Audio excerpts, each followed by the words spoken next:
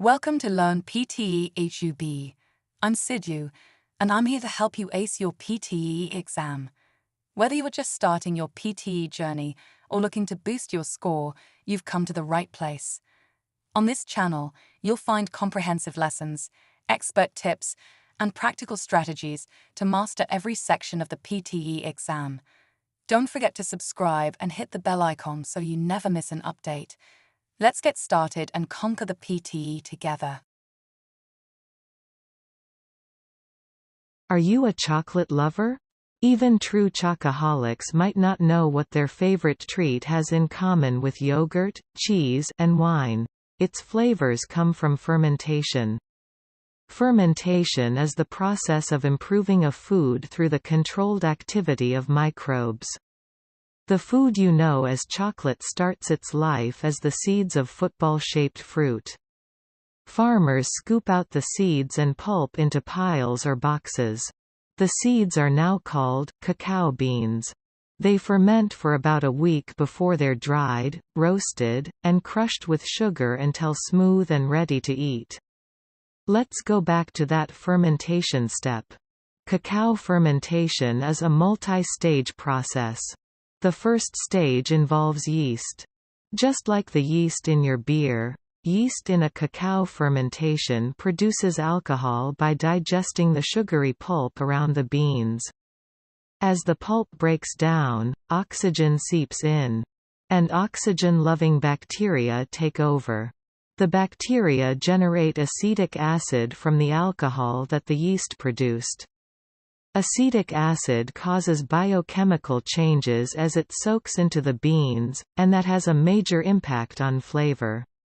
Finally, as the acid slowly evaporates and the sugars are all used up, spore-forming organisms begin to grow. Cacao is a wild fermentation. Farmers rely on natural microbes in their environment to create unique, local flavors.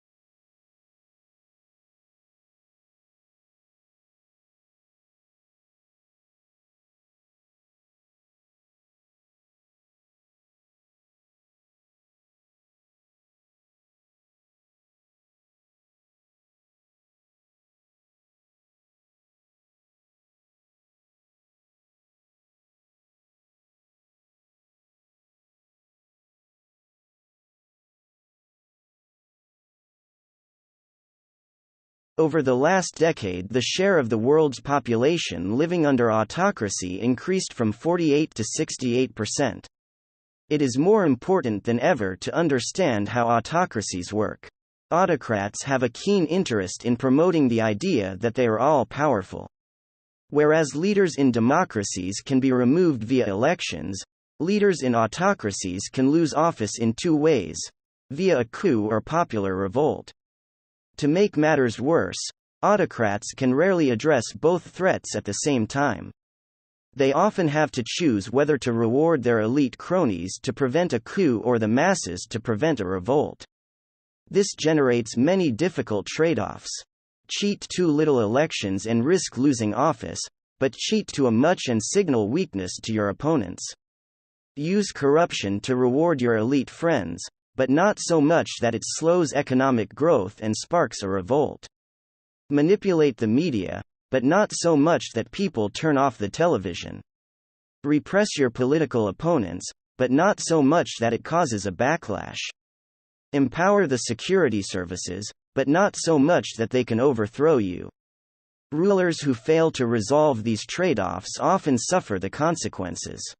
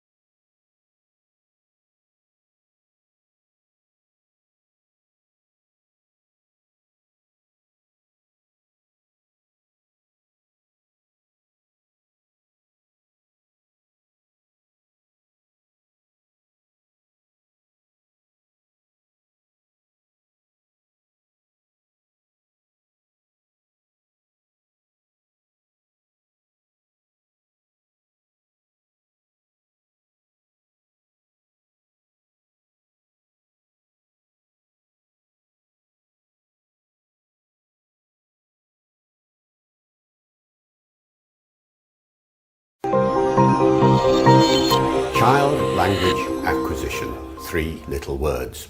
So let's take them one at a time. Child. When do you start being a child?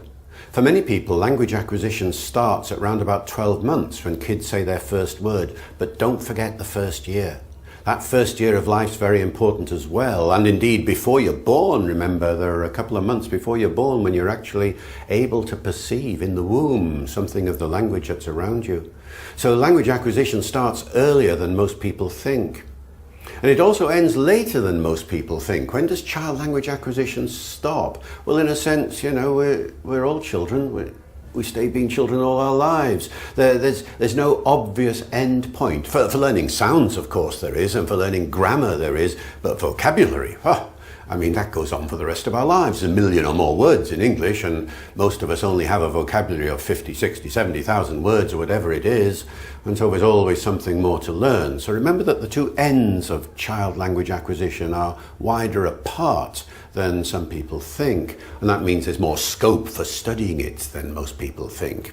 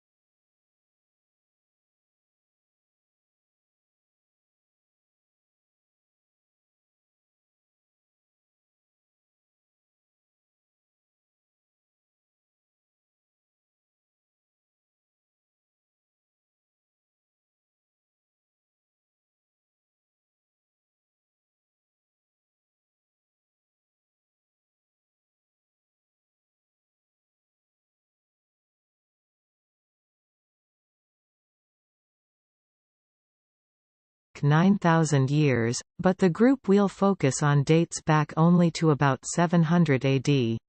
We now call these Native Americans the Mississippian culture, because they settled in the Mississippi River Valley. This civilization is known for its flat-topped monuments called temple mounds. They were made of earth and used as temples and official residences. The temple mounds were located in the central square of the city, with the huts of the townspeople built in rows around the plaza. The Mississippian people were city dwellers. But some city residents earned their living as farmers, tending the fields of corn, beans, and squash that surrounded the city. The city's artisans made arrowheads, leather goods, pottery, and jewelry. Traders came from far away to exchange raw materials for these items. In the slides I'm about to show, you will see models of a Mississippian city.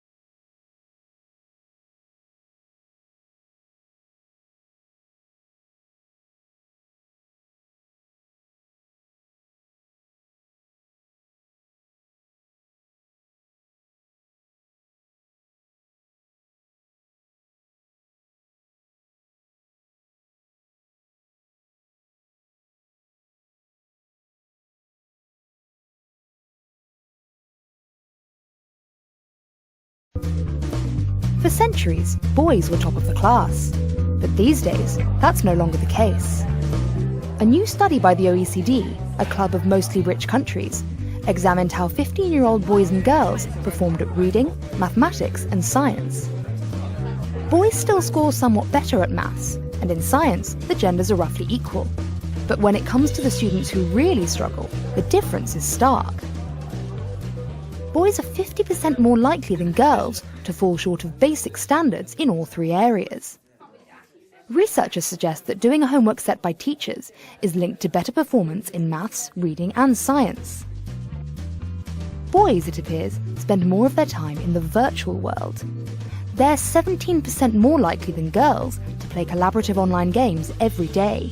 They also use the internet more. Third, peer pressure plays a role. A lot of boys decide early on that they're just too cool for school, which means they're more likely to be rowdy in class. Teachers mark them down for this. In anonymous tests, boys perform better. In fact, the gender gap in reading drops by a third when teachers don't know the gender of the pupil they're marking. So what can be done to close this gap? Getting boys to do more homework and cut down on screen time would help. But most of all, abandoning gender stereotypes would benefit all students. Boys in countries with the best schools read much better than girls. And girls in Shanghai excel in mathematics. They outperform boys from anywhere else in the world.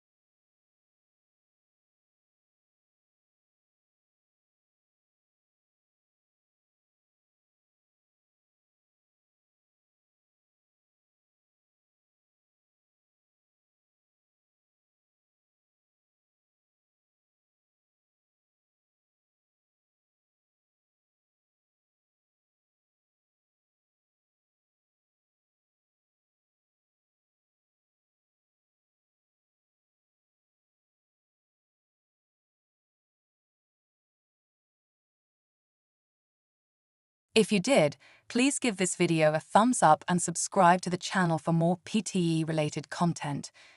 Don't forget to leave a comment below letting me know what you think, or if you have any questions. Thanks for watching. I will meet you soon at our next video.